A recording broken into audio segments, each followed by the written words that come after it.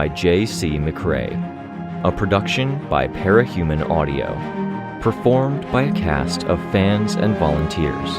Please visit parahumanaudio.com to learn more. Thank you and enjoy.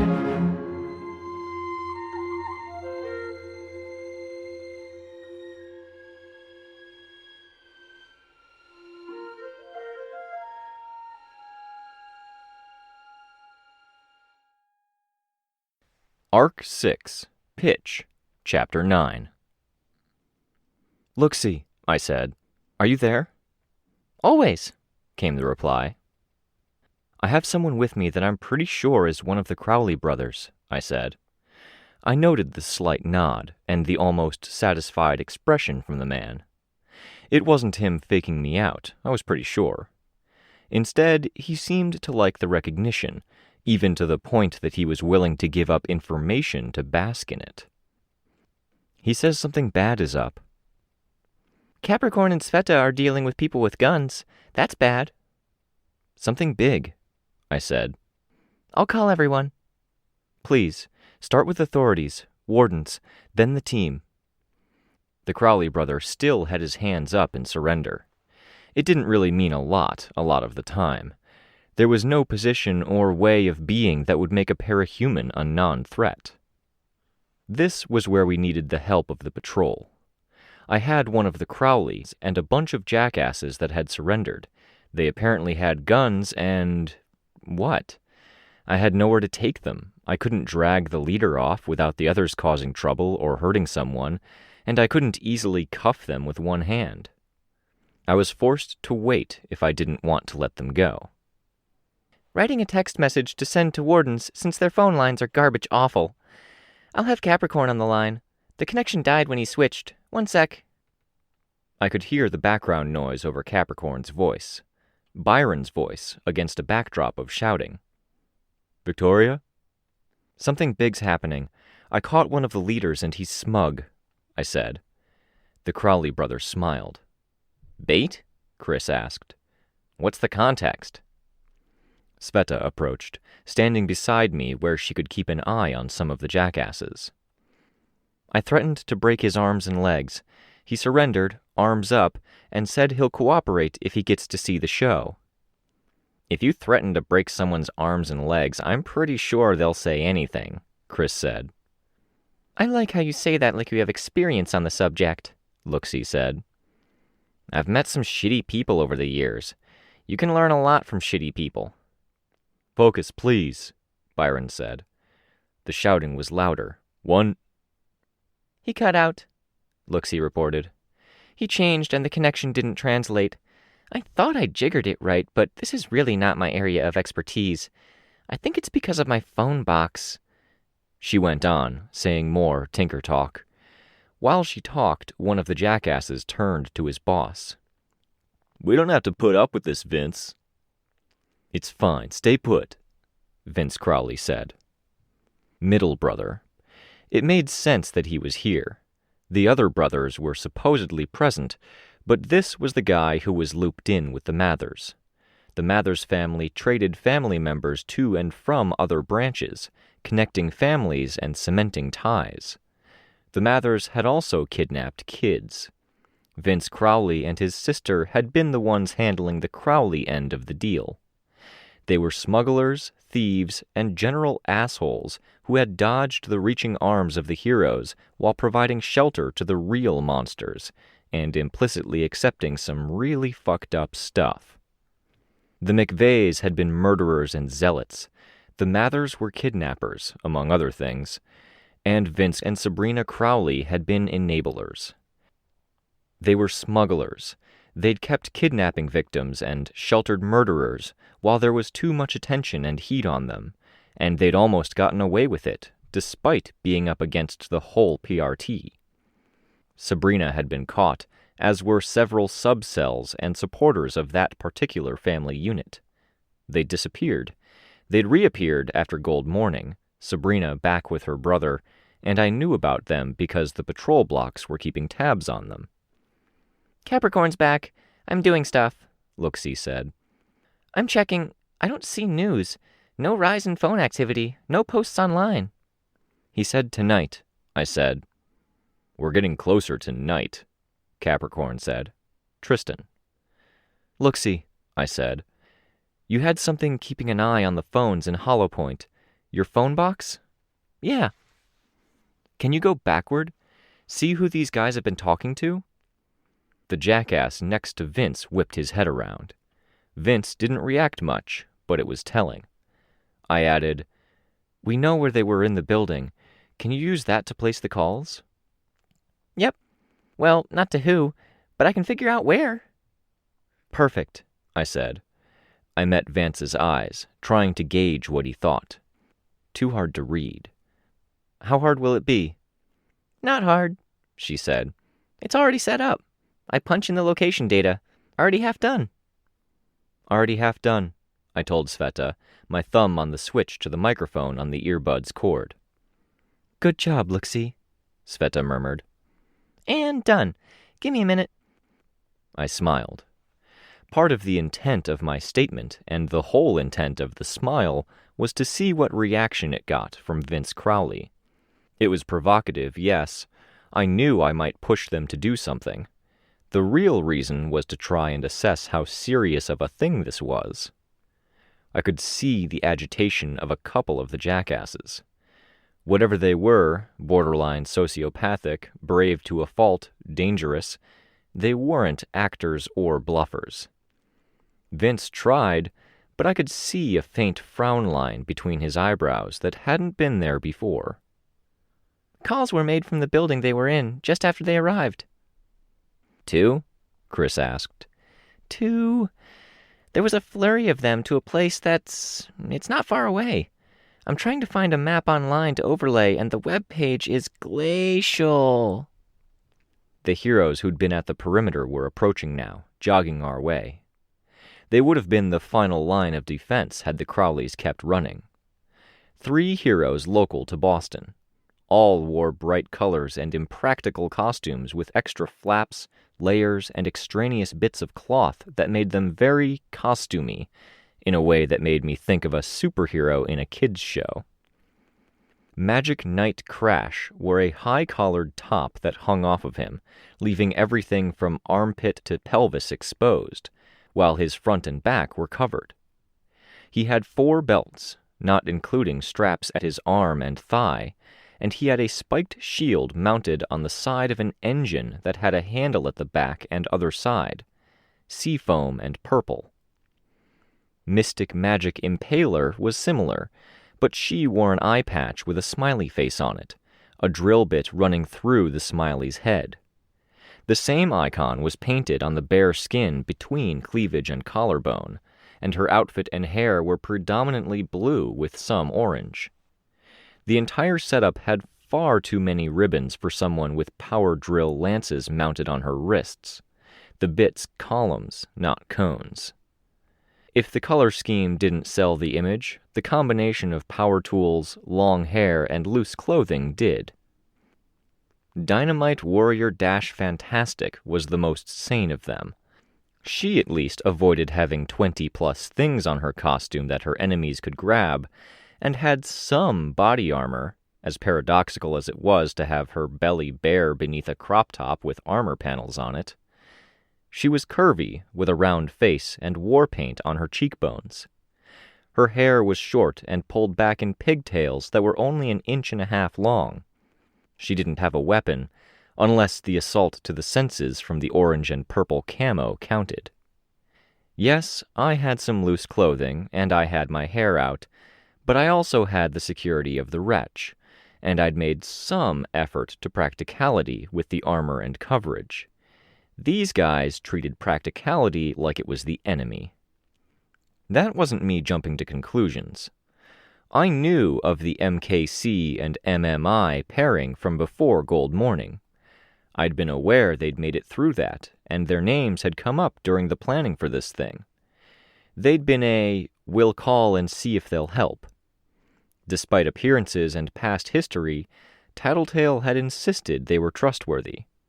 I'd secretly hoped they'd flake out like they'd been known to in past crises, Even at the same time, I'd known we needed all the assistance we could get. Ugh. Working. Looksy could be heard in the background. I'm finding more calls, but Cap keeps blipping out, and I'm trying to stay in touch with him. I think my phone box is too far away. Sorry, keep it up, Capricorn said. I closed my eyes. I had to focus on the immediate present, and helping where I could help. Who's in charge? I asked. Me, Dynamite said. Who did you talk to before coming? Imp. She called in a favor. I hesitated. Sveta nudged me. He says something else is up. We're chasing it down. Can you keep them in custody? At least one has powers. It's why we're here, Magic Knight Crash said. He had colored lenses that masked his pupils and irises to make his eyes teal from corner to corner, and his mask covered his eyebrows, making it hard to read his expression. He sounded confident, but the problem with these guys was that their entire persona was over-the-top confidence. The guy with the beard is Vince Crowley, duplication of self and objects. The duplications launch out, and he can put out a lot of them. They don't have much substance unless they overlap. He's usually not far from his sister, Sabrina, and we haven't seen her. She's a mover on a mass scale, raider and getaway. That's Impusa, Dynamite said. Yes, I said. She's been seen around here. She's strong, but she hasn't done much. We can deal with her. With a 5-hit drill punch combo, Mystic Magic Impaler announced, floating off the ground. She stabbed at the air with her drills. Fucking why was this a thing? I felt embarrassed, and it wasn't even me saying it. You can deal with him? I asked, indicating Vince. Flood of projections? Would firepower work? Cut or blast through it all? Dynamite asked. At my nod, she asked, Can we kill him if he's too much of a problem? Or maim? Impaler asked. I felt something inside of me die at the question. Yes, I'd threatened maiming. I'd even used maiming as a necessary tool when there wasn't a polite way to remove someone from a fight. Impaler was trying so hard to celebrate it and make it her thing. Leave him alive if possible, I said. He might be one of the only ones who knows about this thing that's going on. If you get any inkling about what's going on, call us. Let us know. The deal was that I surrender only if I get a view, Vince said. A view of what? Sveta asked. Take us up to any rooftop. I'll sit, whistle, and wait, he said. Any rooftop? Ah, he said. He looked around. One with a view of the horizon. Of the horizon. Shit, no. I really hoped this was a head game. I exchanged looks with Dynamite. From what little I knew of Sabrina Crowley, who I could remember a little more easily because she didn't blend in so much with her brothers, she charged up and released a wave effect, about as tall and as big around as a house. People in the original cast could fly within the area of the slow-rolling wave, and there was some duplication trickery in there somewhere because she was from the Crowley family unit. She used it to hit a location with a whole squad of people who could fly on top of having other powers, or to get her entire team away. And from what I knew of this team, they might have been just the right people to tackle that particular set of problems. It would make it harder for Impusa to rescue him with her power. We'd see her coming if she aimed at the rooftop, Dynamite said. If you're okay with it, I said. Okay, give him what he wants. She put a hand out. I clasped it for a moment. She turned to her subordinates and immediately began haranguing them in the matter of a no-nonsense prison guard that was used to dealing with unruly inmates. I felt a bit better about these guys now. We should go help Capricorn, Sveta said. I nodded, putting a hand on her shoulder as we jogged away. When we were a polite distance away, I took flight and Sveta grabbed my shoulder, using me for the first portion of her trip. Coming your way, Capricorn, I said. He's not on, Looksee said. I will as soon as I get a stable signal again. Not on, I repeated, for Sveta's benefit. Do you have a location for the call recipient? Some. A bunch, actually, Looksee said. Fenway Station. Calls made mid-event, when the brothers left the camp, and when they got to your area. We're in Fenway Station, I said. That's the name of the neighborhood. Fenway Station, Looksee clarified. The issues of nomenclature. Call the wardens. Don't brick their phones. Good work, Looksee. Trains, stores, people, parahuman security, a portal to Bet. Capricorn had Flechette, Foil, and Parian near him. Parian was trying to guard the other two. Foil was picking off the members of the clans and the fallen that were still lingering near the building, and the clan were trying to set fire to Parian's dolls with thrown bottles. Capricorn, in turn, was extinguishing the fires with water and working to trap the fallen in stone, splashing them with water before turning it to stone. The idea had been to stay clear of the fight, but I couldn't imagine someone calling themselves a hero with a straight face and not wanting to help those in need. Or needing to support those who were wanting help, maybe. The lies we told ourselves when need trumped reason. Sveta went straight to Capricorn. I went straight to the fallen. There was one I recognized. He wore a latex demon mask with paint on it, but I'd seen him a while ago, and he had fallen flowing out from around him in a way that drew the eye when I was up in the air. On the ground, he would have been one masked face in the shuffle. In the air, I could see people emerging from the crowd, ducking out from between people where they hadn't been there before. Maybe a small part of me had been looking for him. When I had talked to the attendant about joining, he'd been there. The latex mask being what it was, he didn't seem to have the ability to see in the upper periphery of his field of vision. He didn't see me. I had the wretch up on the descent to protect myself, and I dropped it just before flying my knee into his jaw, the hit punctuated by a heavy dose of my aura. Swearing erupted around me. His power was flaring up, visible now, with arcs of red-orange light dancing between the people in the crowd he'd been using to help form his gateways. People shrieked and cussed as they were burned. Shouts overlapped. The mob with a focus became a scramble. Two people had one arc of portal energy, starting at one person's foot, running up the side of his body, along his arm, and out to the other person's hand, tracing down the body to the ground again. As they parted, the arc stretched and snapped, flailing out and striking the crowd or ground before dissipating.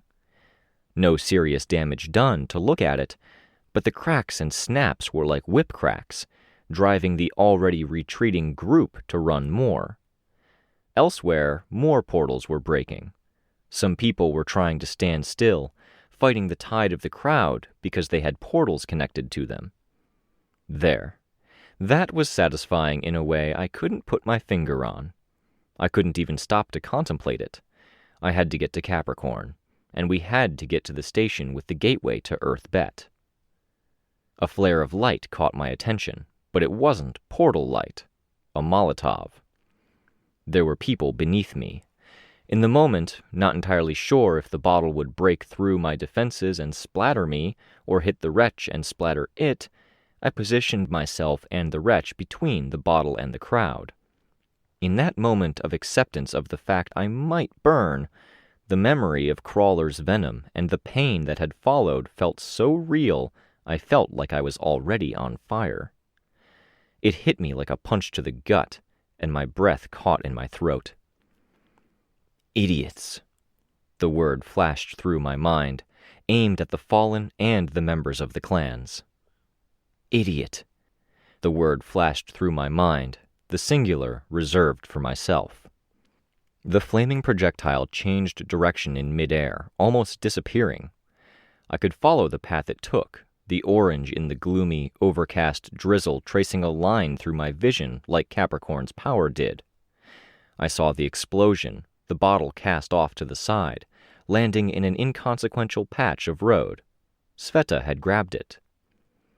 Other heroes from the perimeter were collapsing in.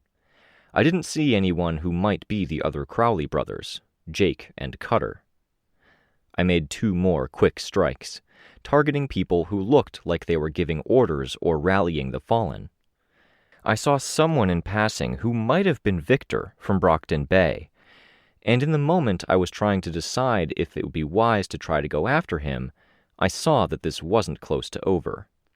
I flew to Capricorn, landing while still moving at a speed where I had to run a couple steps and used moment of flight to keep from stumbling. "Thank you," I said to Sveta. "Any time." There was no need to ask what it was. She got it. I liked it. It would be nice to do the hero thing with her, even sometimes, even if the team fell through. "Did you catch what Looksee said?" Capricorn Byron asked. Had I? No. I checked. The cord dangled. I popped it back in. "Sorry, Looksee, my earphone came unplugged." I could hear her. "I'm trying to figure this out. There are cameras at the station. I've notified security. I'm getting other stuff through the camera feeds. They're in a restaurant, I think." Byron became Tristan. Tristan pointed, and we walked as a group. I turned to Foyle as we passed her. "Thanks."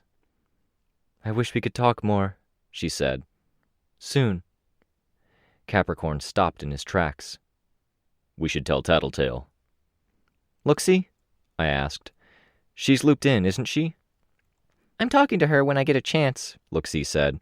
"She ignores half of what I say." "She's running ops," Parian said. "Besides, I think she's worn out." "This is big," I said. "The Fallen said he wanted to see the horizon when this hits." "I'll call," Foyle said. "I'll make the gravity clear." "Thanks," Capricorn said. "Good fighting beside you, Cap," Foyle said. He gave her a nod. The station wasn't far. "You could have gone without me," Capricorn said. We could have. Just as Tattletale was worn out, so was I. I was hurt, and that hurt was a dull ache with a more intense pain at the center that made it feel like I had a core or something lodged in it. Apparently a phantom symptom with my nerves trying to process the damage. My focus was slipping a bit. But I needed to be here. This whole thing, others might have needed us to be here. People still needed us, if there was anything to this attack or event tonight. I started, trying to voice my thoughts aloud. I hit things. Sveta grabs things. We can do other things, but against a bomb, or whatever this is? "You wanted a toolbox," Sveta said. "I wanted more of a team," I said. "Looksee, listening in?" "Half listening. I'm tracking these calls still. If we can figure out who, we could figure out how or what." "Good," Capricorn said. "Can you defuse bombs, Looksee?" "Maybe. I'd have to see the bomb." "If you can you come? Follow?" "I'll head there." "Chris?" There was a wet sound over the phone. "I think he ate the phone," Looksee said. "I hope he uneats it before he changes back, or he's going to need either surgery or a slot-shaped butthole. He's near the station." "Can we get him?" I asked. "We can try. I'll have my computer ping him until he listens." "I'm running," Capricorn said. I was close enough to him that I could hear him on both phone and in person with a bit of an echo. "You guys move. The kids can follow behind. Keep an ear out for any calls to get away." "Uh-huh," Looksee replied, in the rushed kind of way that suggested she was too active or enthused to even form full words. She'd been hurt and as close to sullen as Kenzie ever got, and that had faded into the background, almost forgotten. Capricorn broke into a run. Sveta used her power to pull herself ahead. I took to the air. "Hanging up for a sec," I said. "Wave at me if you need me on the phone." "Got it," Capricorn said. I used my speed dial. I heard the phone ring twice. Droplets of moisture touched my skin as I flew. Too far apart to be even a drizzle, It was moisture in the air. Half of the sky was dark. Too early for sunset, but the clouds were thick and the smoke and industry of the areas on the coast were contributing to the haze.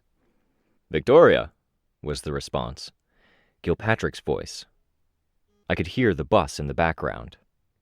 "What happened in Boston?" "It's happening. The Fallen have guns. They were ready to shoot people. Heroes are intervening. It's not important." "It sounds important." "No, the Fallen have something big going on. Retaliatory, I think. Or it's someone who's talking to them and using the attack today as a distraction for other things." "What kind of big?" "There's a possible attack hitting Fenway Station. We're on our way there." "We're too far away, Victoria." "The guy I'm hearing this from is saying he wants to see it on the horizon. He said it while a few blocks away from the target location. That could be him trying to mislead, but it could be..." "Other attacks?" "Call, please. This is an all-hands-on-deck thing." The station. The building was made to look like an old building, even though it really wasn't. It was shaped like a plus sign, with a squat domed tower in the center, a red stone exterior, and arching entrances set at below-ground level, with broad stairs leading down into them. There was infrastructure around the building for refugee intake, but the buildings were locked down and shuttered. "You guys are there?" Luxie asked. "I've got them on camera, sitting and drinking coffee while eating raspberry pie. I've never had either of those things, but that sounds like a bad combination." "Just so long as they're not doing anything," I said. Sveta caught up with me. I pointed at one entrance while walking to another. She nodded. "We don't want to scare them," Capricorn said. "We do want to be in a position to stop them," I said. "Go in, stay put." There were kids from the patrol in the building as I entered, more alert than they usually were.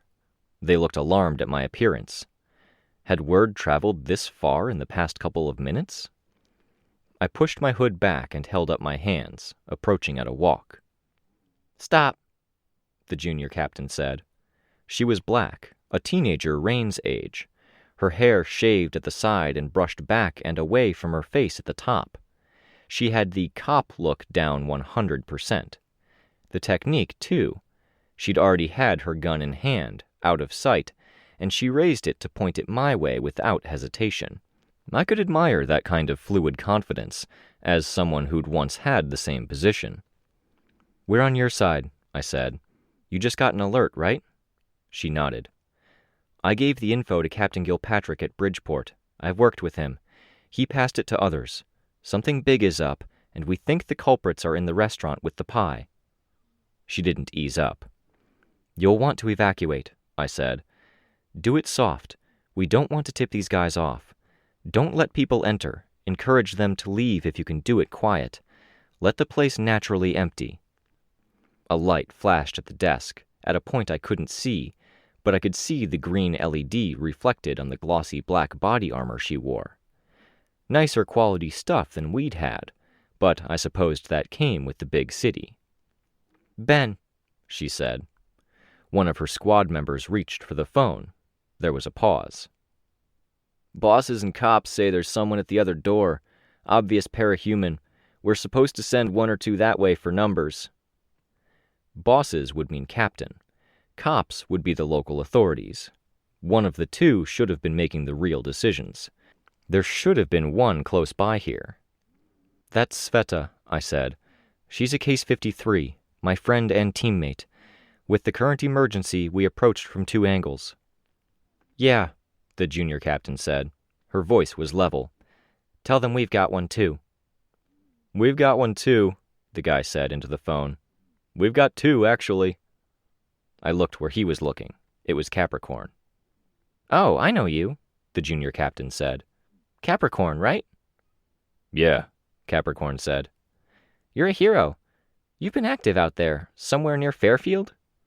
"Cedar Point. She's a hero, too." "And Sveta," I said. "Yeah," he said, "if my word counts for anything." The suspicion wavered, and then it gave. She held the gun in one hand and reached for the phone with the other, So many hurdles. But the captain communicated the situation, and she communicated my suggestion about the people being evacuated. The patrol squad went for another patrol, and they talked to people. All stations are evacuating for now, Junior Captain Eads said. She'd eased up considerably after her superiors had gotten the okay. Trains are stopped. Emergency staff is being called in. Heroes are in. Looksee arrived almost 10 minutes later. We were still lingering near the doors, so Looksee sat on the bottom stair, getting out her computer. Capricorn crouched by her in a position I would have been hard-pressed to maintain before my legs started complaining, and I wasn't wearing plated armor. No word from Tattletale? 2 words. She said, "On it. I don't think she likes me much," Looksee said. I did paint her as a pretty horrible person, didn't I? Huh, Looksee said, without humor. We've got our targets on camera, see? Capricorn spoke out of the side of his mouth while crouched near Looksee. Maybe don't announce that we're tapped into their security while their people with guns and cops are 10 feet away. 2 women and 6 men at 2 separate tables. No costumes. The restaurant was emptying. There was 1 member of the staff walking around, cleaning tables. Maybe a manager. Keeping up the facade? Heroes came in all forms. What the hell were they up to? A private message window popped up in the corner. Tattletale. Tattletale. Call logs. You're right. They are hitting every station with a portal. I let people know. Every station. My heart skipped a beat. I looked over at Captain Eads. She was staring at me, looking alarmed. They're hitting all of the stations. Everyone with a portal, I said. They're shutting us down, closing us off. Capricorn, Looksee said. Victoria. She had our attention. Tattletale. Tinker devices. They all have one, under chairs in bags. Hit them before they can use. It was a message to us, but from the reaction, I had the sense the message was going out to every team and station.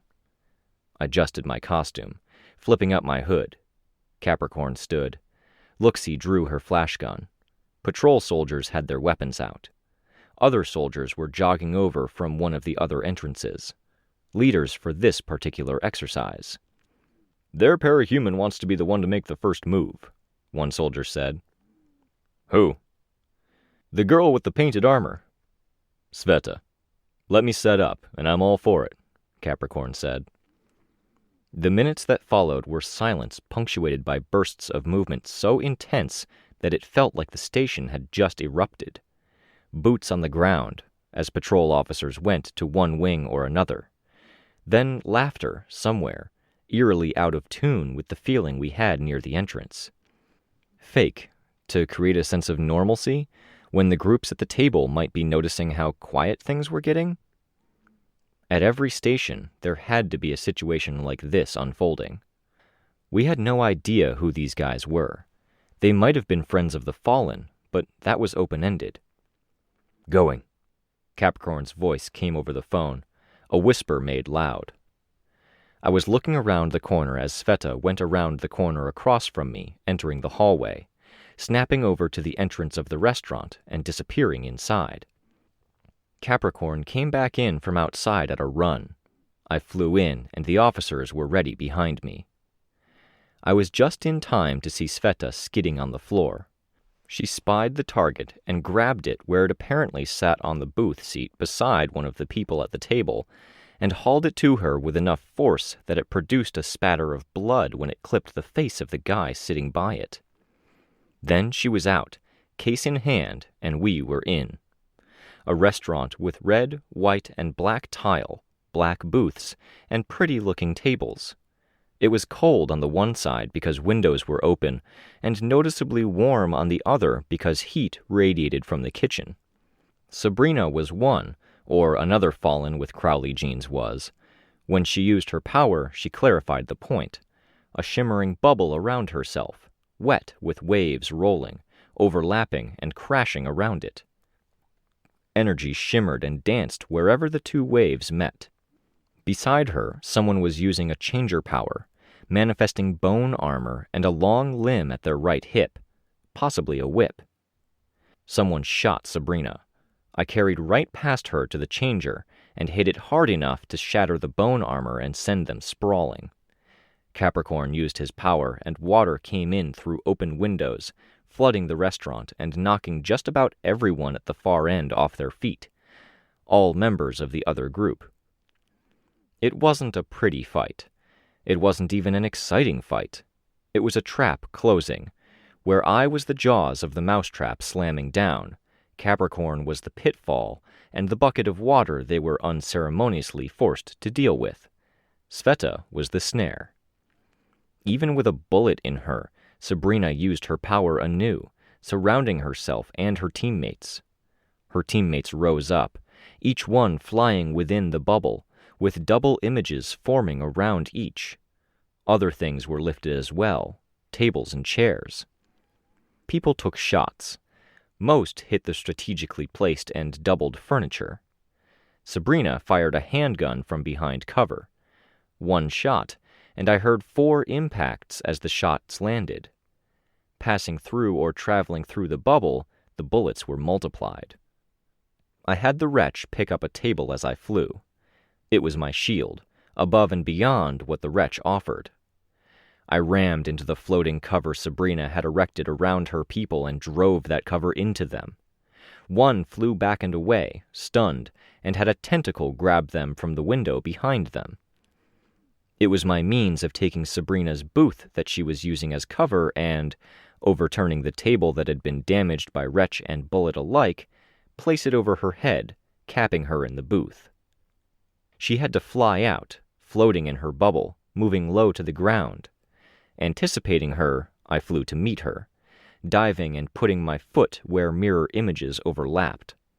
I kicked her chest first into the floor, and I could hear the clack of her teeth as her chin met the floor a fraction of a second later. We'd left little room for counterplay, no room for proper reactions beyond the wild and desperate attempt to fight back. Just like that, it was over. Nobody who knew anything relaxed. The captains called in that we'd succeeded. The confirmation came back. All looked good. All clear from look-see and tattletale. Sveta handed the tinker case to a professional. Everyone who knew something about the situation remained ready, waiting for the next shoe to drop. "Good work," Junior Captain Eads said. There was nowhere to go, nothing to do. We'd done our job. The people with the know-how were interrogating who they could find, and answers would come soon. But the answers had to wait. The other stations, well, they had to handle their own stuff. The closest portal to us was really Brockton Bay, and Brockton Bay wasn't that close. Our station was busy with cleanup, with questions and no answers. We were in the way, and we couldn't go elsewhere to help because things would be over before we arrived. We had nowhere to go except, almost by silent agreement, we made our way outside. As Vince Crowley had wanted to do, we found a vantage point to watch the horizon. The messages began coming in on phones. "Norwalk Station," Kenzie said. "That's your neighborhood," Sveta replied. Kenzie nodded. She was typing quickly. "My parents look okay. Reports are coming in. The sky, a slice of pink? I don't get it. Things seem mostly fine. What happened?" "Hey," Capricorn said. He touched Sveta's shoulder. "Look." Off to the north. Brockton Bay couldn't catch a break. It was like a shard of glass or a torn piece of painting. I could see the sky on the other side, the world beyond. They were opening the portals wider, taller. A portal that large, it had to have sliced Brockton Bay in half. What did that impact? What did it do? We'd have to take off. Where? We had somewhere to go now, yet we were paralyzed. The phone had a list of portals now, and one by one, the gray rectangles turned green with check marks, or were marked with red X's. One by one, Places were deemed okay or thrust into new crisis. The city had been barely holding up as it was. Green, green, green, red, green, red. I stopped focusing on the successes and failures and turned my attention to my contact list. Crystal, Gilpatrick, Dad, Mom. I sent the messages and waited for the replies. In the times between waits, I typed out hurried explanations, as far as we had any. It seemed like hours were passing, and it seemed like no time at all was passing, and we were stuck in a horrible, unresolved moment for an eternity. On the horizon, another slice of sky that wasn't overcast in the midst of sunset. A spear or blade of the wrong light cast across a community. A reply from Crystal. Her team would be out and helping as soon as they knew what was going on. If this opened the doors wide for Earth-C, what would we even do? Fight. Mom was okay. She told me that Amy was okay, and I let her. Dad was fine. Gilpatrick, Jasper, Ashley, and Rein were okay. No response from Weld. New York was the central hub because it was the place with the densest cluster of portals. The phone noted several failures in that area. No response from the wardens. They would be getting bombarded. Maybe it was that. Hard to convince myself of that, but I tried. If 3 portals failed, what happened? Did they open so wide that each intersected with the others?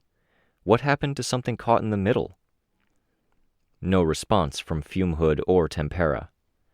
Crystal Clear was well. He'd been manning one station, and his group had succeeded in finding and catching the person who had brought the Tinker device there, the portal-widening device. I stood, unable to keep sitting, my phone still in my hand. Sveta sat with Kenzie, the two of them looking at the same phone. Capricorn was off to the side, sitting against a wall. Chris typed. A response from Weld, brief, and Sveta burst into tears. I sat down next to her to hug her. When she stood up a minute later, pacing, I remained where I was, keeping an eye on Kenzie and an eye on my phone. There was an agitation that was taking over. I could see it in everyone's body language. Phones here and there beeped. People scrolled. Only the anxiety. It wasn't quite true, I knew, but I imagined it all the same. That we couldn't bring ourselves to raise the subject, but we were all doing the same things at the same time anyway. We sat and we poked at our phones, and we convinced ourselves it wasn't true. We stabbed fingers at the phone with more vigor, as if that could somehow get through and evoke a response. We searched, told ourselves it was a congested network, and held off on sending messages while hoping for one more.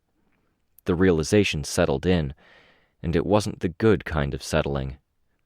Each and every one of us had one name in common, someone they cared about, and for some, one of the only responsible adult figures who cared about them in turn.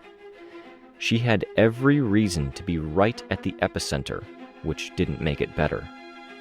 Today had proven more than anything that those guys still needed her. What the hell was this team going to do without its therapist?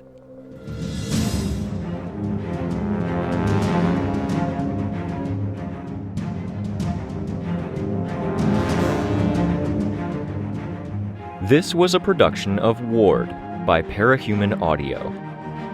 Ward and the Parahuman stories are written and owned by J.C. McCrae.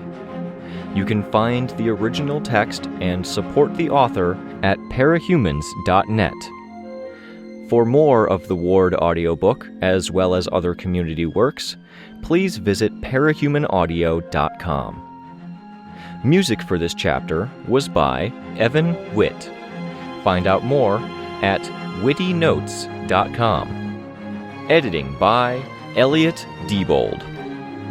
Narration by Robert Rein Ramsay. Find more of their work at our website. Thank you for listening.